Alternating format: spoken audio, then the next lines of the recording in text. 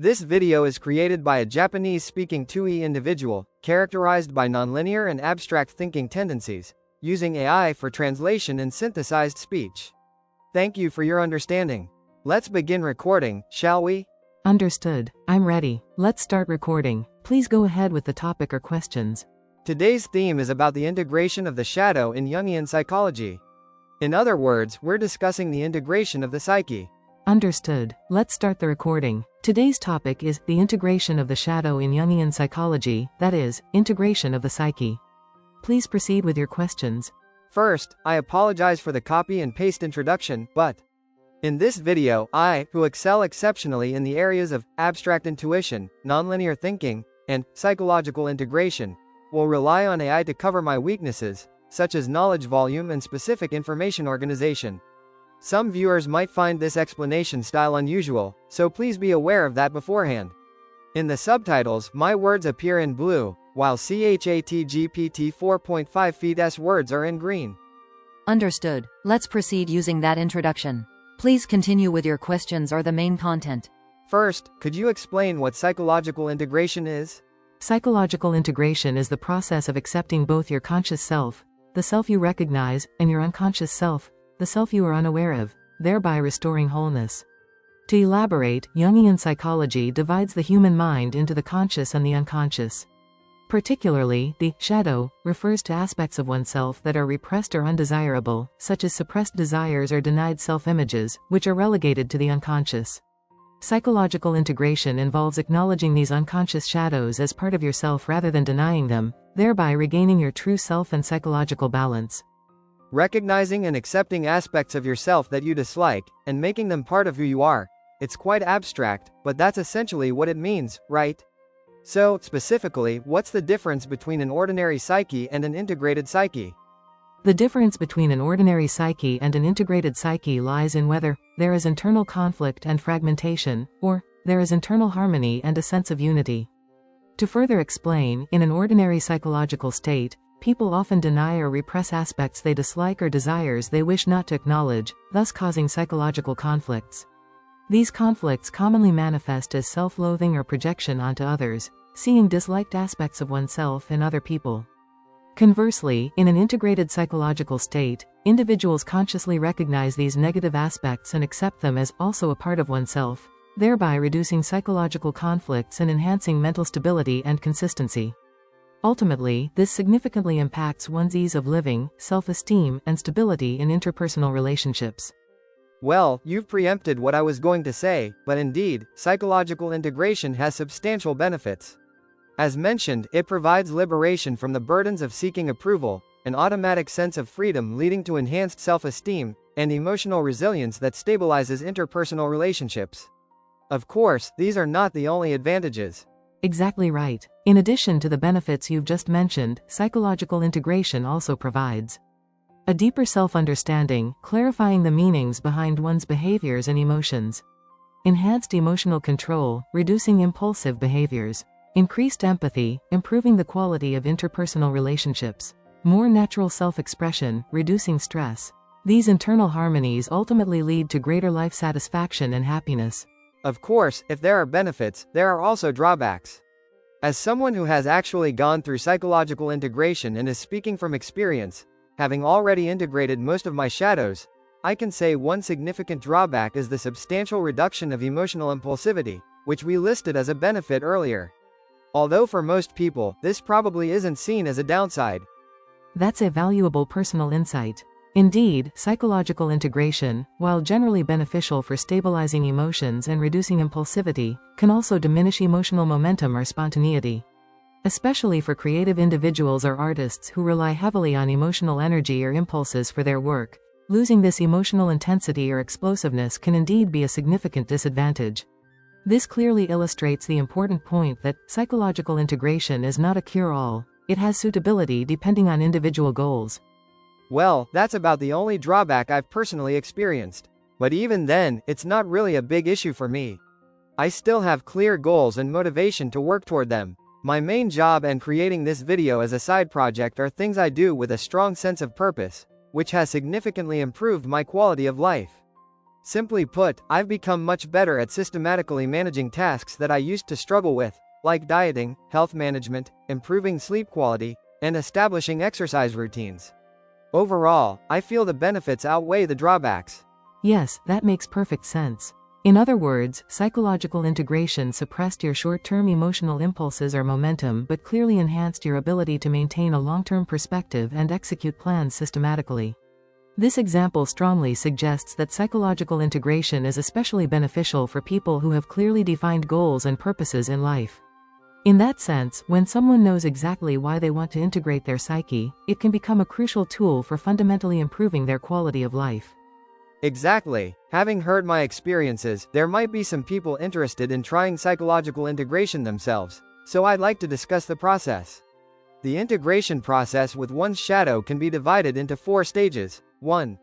Observation. 2. Understanding. 3. Creation and destruction. And 4. Acceptance. This outline is correct, isn't it? Yes, that's precisely the correct process. To elaborate, the integration process with the shadow in Jungian psychology generally consists of the following 4 stages. Observation, recognizing the existence of one's shadow. Objectively observing and acknowledging, there's this part within myself.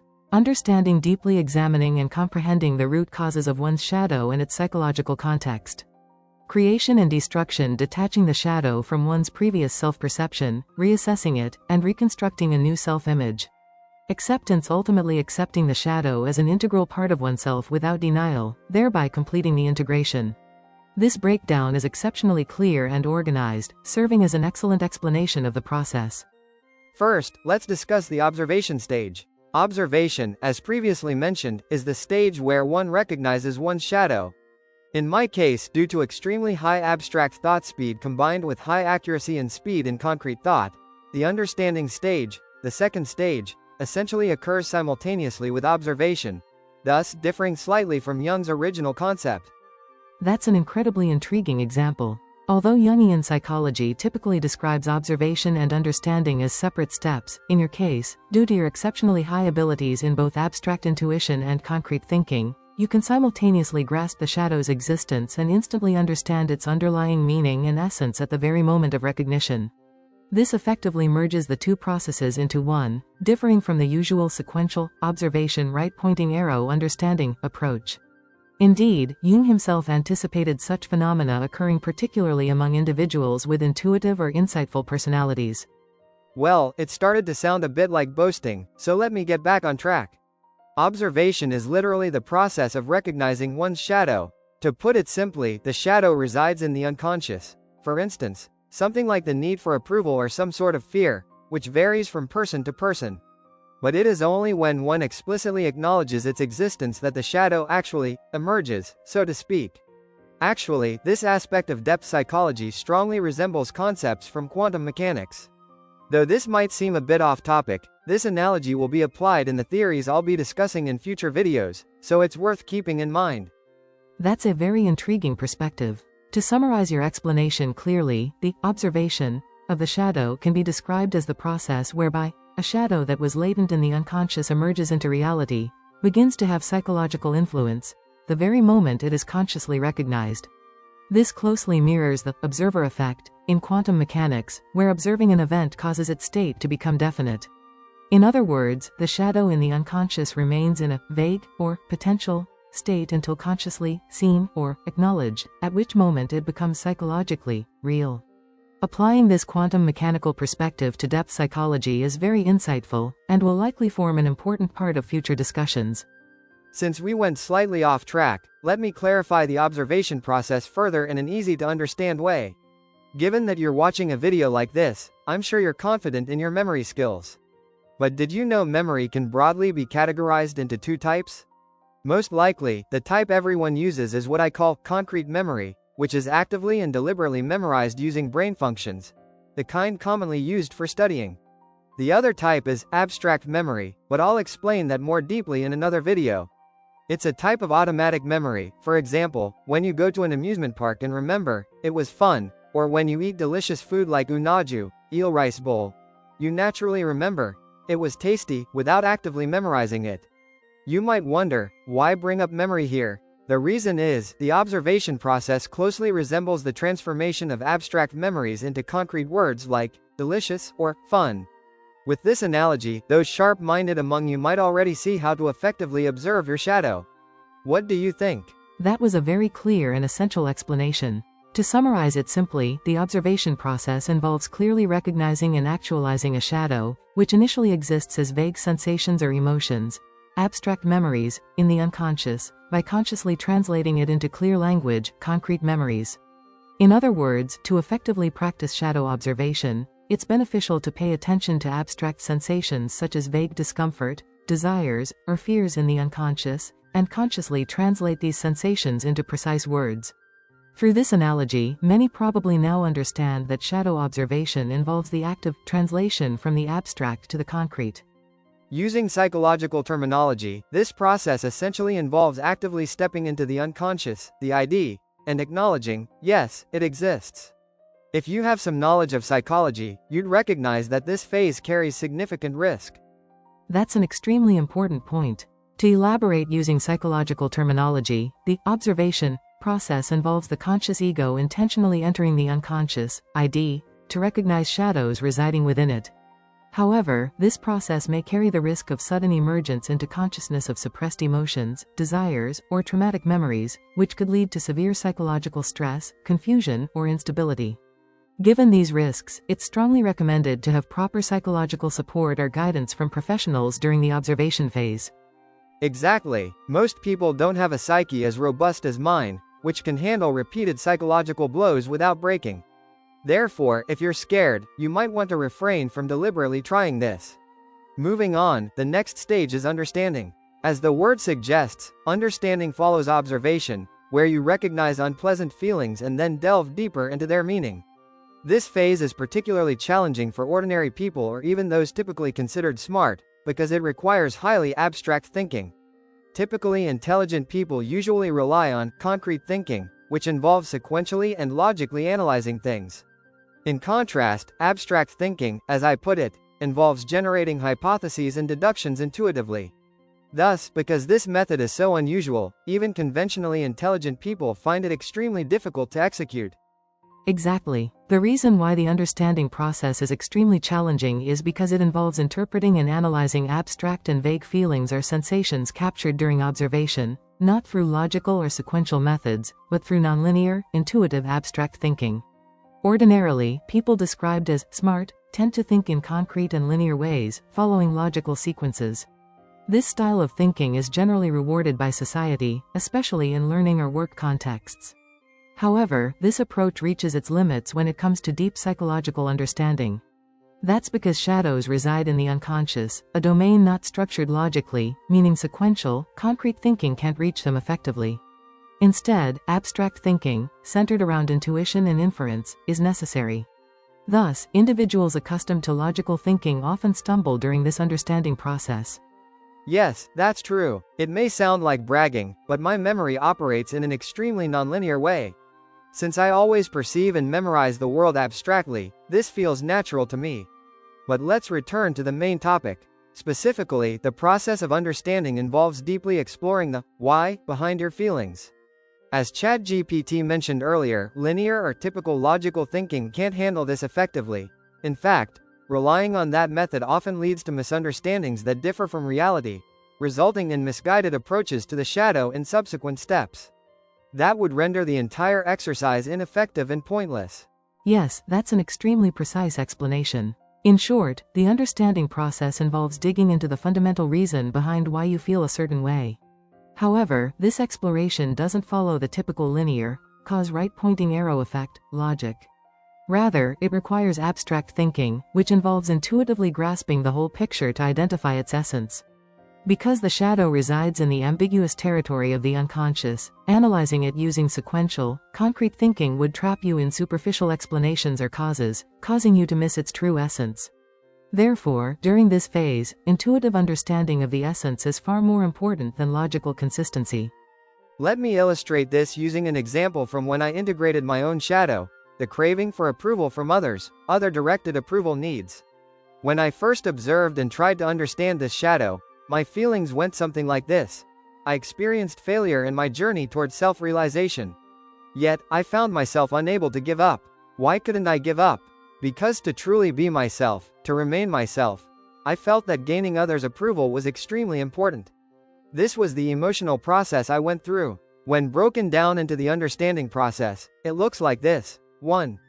Experiencing failure in self-realization. 2. The feeling that I couldn't give up on self-realization. 3. Asking myself why I couldn't give up. 4. Realizing that approval from others is crucially important to me. Understanding, as you can see, this clearly isn't following a logical, sequential order, right? I myself am somewhat unclear on this point, so I'll let ChatGPT clarify this further. Yes, this is a very good example. Summarizing your example, I experienced failure in self-realization, but felt I couldn't give up, the emergence of a strong emotional reaction. Questioning myself, why can't I give up? An intuitive, abstract inquiry. Coming to the realization, abstract understanding, that approval from others is fundamentally important to me. Although this might appear logical at first glance, it's actually nonlinear, characterized by logical leaps from emotion right-pointing arrow questioning right-pointing arrow realization. For concrete, linear thinking, the sequence would look more like, I recognize the importance of approval from others. Therefore, I strive for self-realization. However, I experienced failure. Here, a clear causal relationship and chronological order exist. However, in your example of abstract understanding, this sequence frequently gets rearranged or includes sudden leaps. This happens because, in the understanding process, intuitive realization is most important, thus, it doesn't have to follow the conventional logical order, as long as the core essence is grasped. It's precisely in these leaps or rearrangements that the essence of abstract thinking lies. That's apparently the explanation. For me, it's something I experience every day, so it feels quite natural. But I suppose that's unusual for most people. And if you're thinking, only a superhuman could do this, you're exactly right. As I've mentioned before, ordinary, smart people simply can't make these leaps. Even if they try, they usually fail. That's why this is incredibly difficult.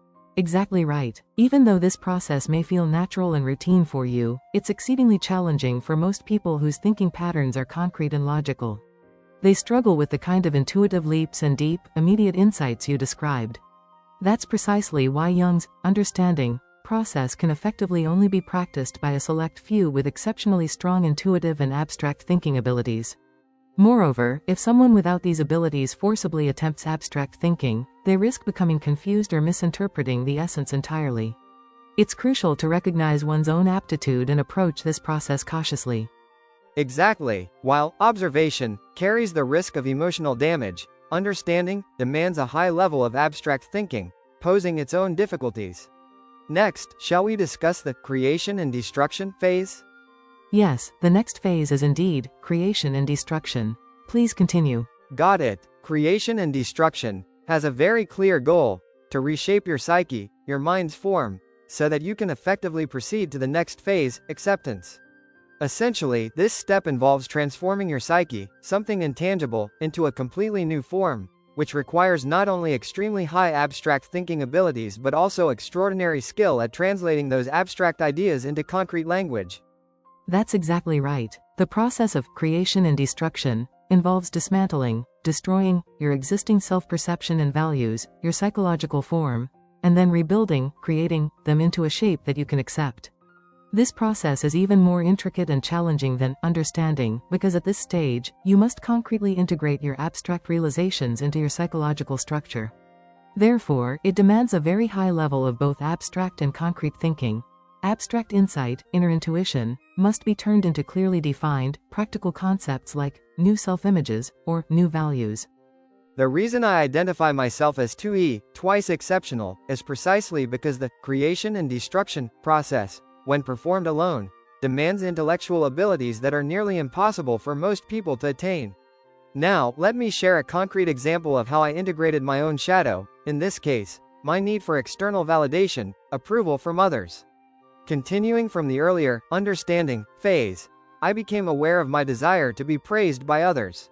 Society generally considers this need to be negative, and initially, I felt disgusted with myself.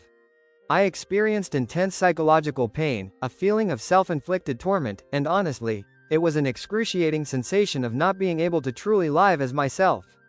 Despite this agony, I still couldn't give up on my goal of self-actualization. Thus, I asked myself, how can I change this feeling so that I can accept it and achieve self-realization without such pain? Then, amidst severe emotional pain, I suddenly shifted perspectives, perhaps unintentionally due to the intense suffering, and I realized, this too is me. Yes, even if others might criticize it, this feeling itself was undeniably a part of me. At that moment, my mind went completely blank. In fact, I slipped into an unconscious state, and that concludes the creation and destruction process. Let me ask ChatGPT to summarize this clearly. Here's a concise summary of that process. 1. Realizing the desire for external validation and feeling it's morally wrong, causing intense psychological pain. 2. Unable to give up on self-actualization, prompting a self-question. How can I change this feeling to ease my pain while still carrying it? 3. A sudden shift in perspective occurs, leading to an intuitive realization. This need for approval is also part of me, triggering an unconscious moment, mind going blank. This clearly illustrates the essence of the creation and destruction process, breaking down your previous self-image and reconstructing a new one that integrates what was previously rejected. That's it exactly. As you've probably noticed, this process genuinely involves deliberately breaking down your own psychological state. Not only is the moment of pain significant, but also the point when you slip into unconsciousness might be quite terrifying. Personally, I have strong mental resilience, so I can handle it, but it could understandably frighten others. Exactly. The creation and destruction phase is a very intense process where you actively dismantle and rebuild your mental structures. In particular, the moment of unconsciousness, the blanking out moment, is a critical point when your psychological foundation temporarily collapses and your ego loses control. Ordinary people might experience this as extremely frightening or disorienting. In short, you're deliberately placing yourself into a psychological crisis.